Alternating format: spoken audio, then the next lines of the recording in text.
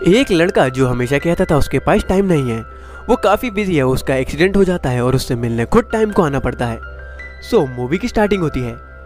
Mark नाम का लड़का जो अपनी फैमिली के साथ नॉर्मल लाइफ जीता था, उसकी बहन हिम्मत करके कहती है कि छोटी बहन को पोस्ट ग्रेजुएशन करनी है। मार्क परेशान होता है, उसके सर पे पहले ही बहुत टेंशन थी। वो कहता है देखते हैं। मार्क की बहन थी, उसे एक की जल्दी शादी करनी थी, इसलिए वो ऑफिस में बहुत मेहनत करता था। उसकी गर्लफ्रेंड रम्या उससे नाराज़ होती है क्योंकि मार्क उसे टाइम नहीं देता था ढंग से। मार्क काफ़ी बिजी था, उसके पास किसी भी चीज़ के लिए टाइम नहीं था, वो बस काम करता रहता था। वो एक प्रोजेक्ट के लिए बाहर जाता है, उसका अगले दिन बर्थडे था, इसलिए वो घर जल्दी आ रहा था, लेकिन उसका आदमी टिकट बुक करना भूल गया था। मार्क को जल्दी आना था, इसलिए वो कार से जाता है। वो सबसे वीडियो कॉल पे बात कर रहा था और वो कहता है उसका प्रमोशन होने वाला है, वो जीएम बनने वाला है। सब खुश होते हैं। वो खुश था क्योंकि अब वो अपनी बहन की शादी करवा पाएगा, अपनी छोटी बहन को पढ़ा भी पाएगा और अब वो रम्या को भी टाइम दे पाएगा। वो खुशी से घर जा रहा था, तभी उसका कार एक्सीडेंट होता है। उसकी आंखें खुलती हैं, उसे एक आदमी दिखता है। मार्क हंसते हुए कहता है ब्रो कहाँ हूँ मैं? देखो मेरा इतना खतरनाक एक्सीडेंट हुआ, लेकिन मुझे फिर भी एक भी खरोच नहीं है, ये कैसे हुआ? आदमी कहता है रुको अभी दिखाता हूँ, और वो चुटकी बजाता है और हमें दिखता है मार्क तो मर चुका था। मार्क अपनी डेड बॉडी देख के हैरान होता है और वो कहता है ब्रो तुम कौन हो, भगवान? आदमी कहता नहीं मैं टाइम हूँ। मार्क हैरान हो जाता है, वो कहता है प्लीज़ मुझे एक और मौका दे दो, मेरी फैमिली मेरे बिना नहीं जी पाएगी, मेरे सर पे बहुत जिम्मेदारी है, प्लीज़ बस एक मौका। टाइम चुटकी बजाता है और मार्क कार में पहुंचता है और जैसी उसकी कार पलटने वाली थी वो जंप मार के बचता है। वो खुश होता है, लेकिन तभी एक ट्रक उसे कुचल देता है। समय हंसता है और मार्क एक और चांस मांगता है। समय फिर भी एक और चांस दे देता है। मार्क इस बार ट्रक के बगल में जंप मारता है, लेकिन इस बार वो लोहे के सरियों पे गिर जाता है। मार्क समझ गया था कि अब वो जिंदा नहीं हो सकता है। समय हंसता है और मार्क कहता है मुझे जीना है, सबको कम से कम 60 साल मिलते हैं, मुझे 30 पे ही उठा लिया, ये नाइंसाफ़ी है। मेरी फैमिली कैसे रहेगी, वो मेरे बिना कुछ नहीं कर पाएंगे, प्लीज़ 15 साल ही दे दो। समय नहीं मानता। मार्क बहुत भीख मांगता है तरस खा के। समय 90 दिन देता है और मार्क का पोस्टमार्टम होता है, लेकिन वो अचानक उठता है और सबसे पहले वो अपने घर में फ़ोन करके बताता है मैं ठीक हूँ।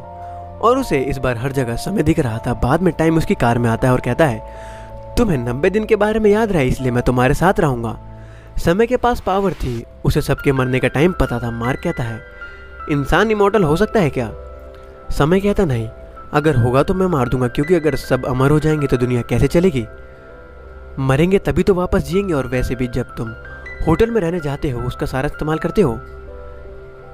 तुम सामान अपने घर ले जाते हो नहीं ना, क्योंकि वो सामान होटल का है, तुमने बस उसे यूज़ किया है। उसी तरह इंसान को वापस जाना ही होगा, ये उनके लिए होटल है, वो कोई भी सामान फीलिंग वगैरह लेकर नहीं जा सकते।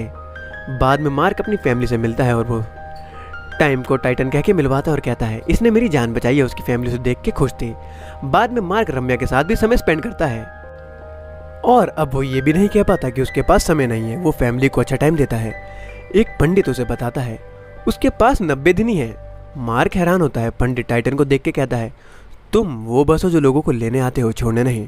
तुम वो क्वेश्चन पेपर हो जिसका कोई आंसर नहीं है।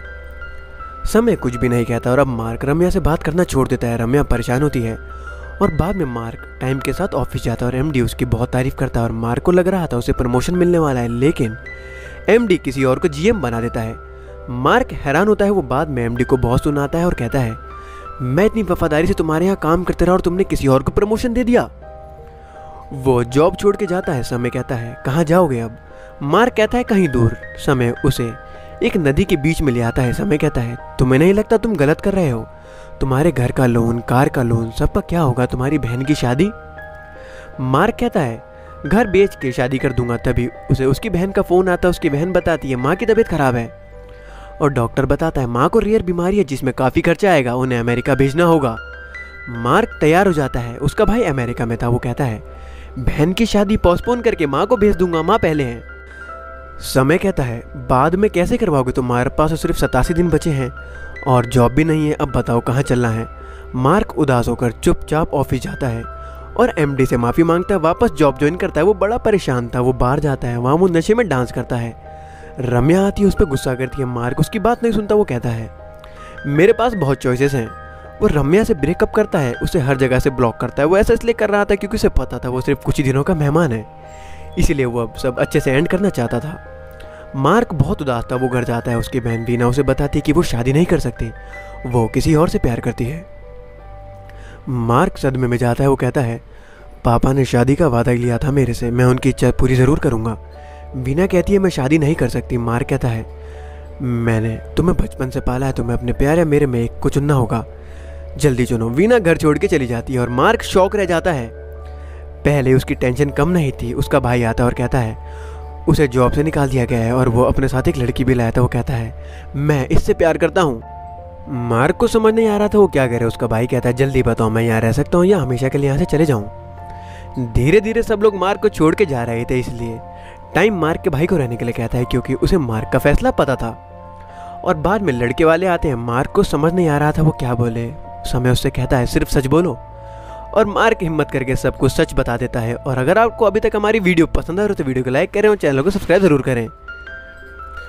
इसके बाद लड़के के पापा बहुत शातिर थे। वो कहते हैं, तुम्हारे पापा ने वादा किया था मेरा बेटा हीरा है, चलो अपनी छोटी बहन की शादी करवा दो। मार्क की बहन आती है और कहती है, भैया आपके ये कहने पे आप जो कहेंगे मैं वो करूँगी, अगर आप ये शादी चाहते हो तो मैं कर दूँगी। मार्क इमोशनल हो जाता है और वो समय से कहता है, कम से कम मेरी बहन तो मेरे साथ है। समय कहता है, बहन? तुम बचपन से इसे नफरत करते थे, तुम इसे बोझ मानते थे, क्योंकि इसके पैदा होने के कुछ टाइम बाद ही तुम्हारे पापा की डेथ हो गई थी। मार्क कहता है, वो तो पुरानी बात है, अब मैं बदल गया हूँ।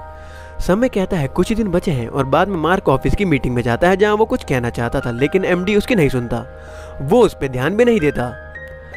बाद में मार्क बार में सारा गुस्सा निकालता है, तभी कुछ गुंडे उसे मारने आते हैं, लेकिन मार्क सबको मारता है।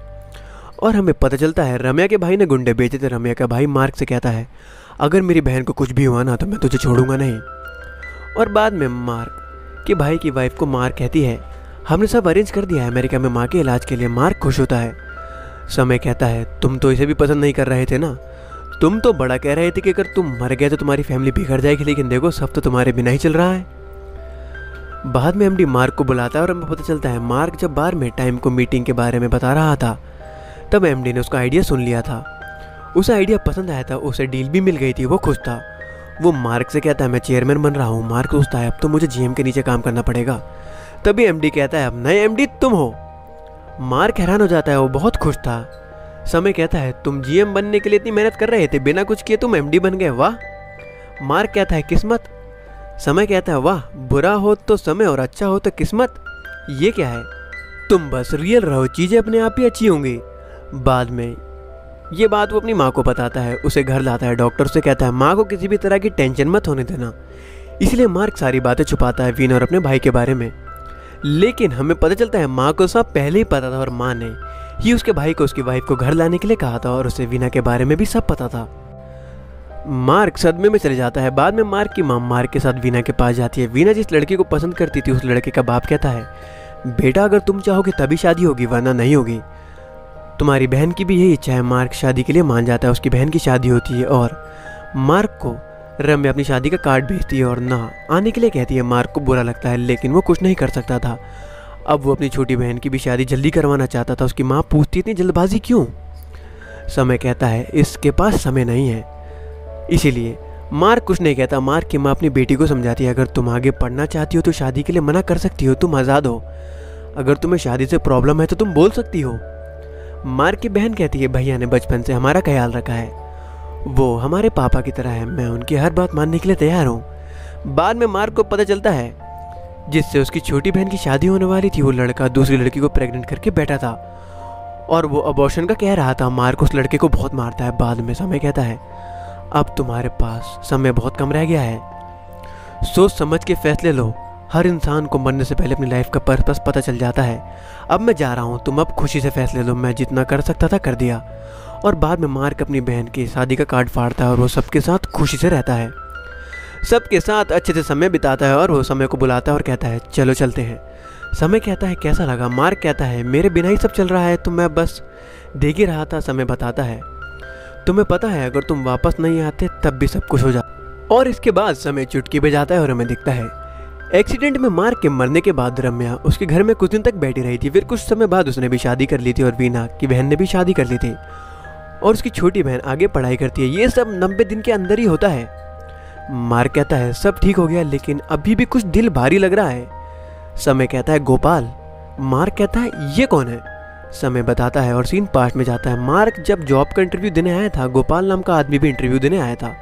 मार्क को पता था इसे जॉब मिल सकती है, इसलिए उसने अपने दोस्त से फ़ोन करके कहलवाया था कि गोपाल के पापा का एक्सीडेंट हो गया और गोपाल को जाना पड़ता है और इस वजह से मार्क को जॉब मिली थी। और सीन प्रेजेंट में आता है।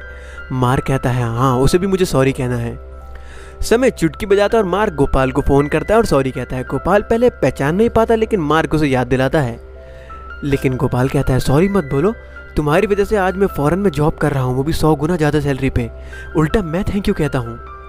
मार्क हैरान था। समय कहता है ये जॉब मैंने तुम्हारे लिए चुनी थी, लेकिन तुम्हारे बुरे काम की वजह से छोटी जॉब मिल गई और तुम्हारी चीज़ों को बैलेंस करने के लिए मैंने गोपाल के भाई को जीएम प्रमोशन दिलवाया था। मार्क अब समझ जाता है। वो समय के साथ स्वर्ग जाता है और हमें दिखता है मार्क के मरने पे उसकी फैमिली रोती है। मार्क कहता है हमें कैसी लाइफ जीनी चाहिए।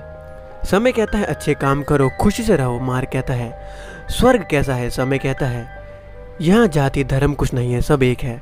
मार्क कहता है नर्क कैसा है। समय कहता है अभी तुम वहीं से तो आए हो। और ये मूवी यहीं पे खत्म हो जाती है। अगर आपको हमारी मूवी पसंद आई हो तो वीडियो को लाइक करें, चैनल को सब्सक्राइब करें एंड थैंक्स फॉर वॉचिंग। और अगर आप भी किसी मूवी की एक्सप्लेनेशन देखना चाहते हो तो आप हमें कमेंट करके बता सकते हैं।